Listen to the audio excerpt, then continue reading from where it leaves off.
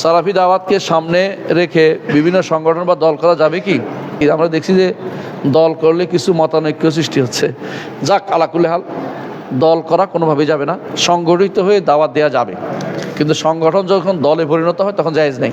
সংগঠনের কারণে যদি কোনো ঘৃণা তৈরি হয় সেটা জায়েজ নেই। অর্থাৎ কাদের ঘৃণা? যারা পদভ্রষ্ট তাদের ঘৃণা করতে পারবেন, আশারি মাঝি হতে অন্যদেরকে, কিন্তু সংগঠনের কারণে সালাফি মানহাজের লোকদেরকে যদি ঘৃণা আসে কোনো কারণে, আমার দল কেন করে না, আমার সংগঠন কেন করে না, তো সেই সংগঠন হারাম।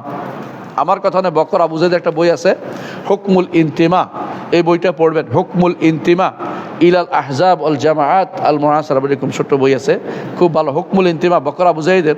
এটা আরেকটা বই, এটা অনুবাদ করে সংক্ষিপ্ত করে লিখছে আব্দুল আলিম বিন কাউসার, ওটা পড়বেন। দল সংগঠন নিয়ে বিস্তারিত লিখছে, এটা পড়লে যথেষ্ট আমি মনে করি।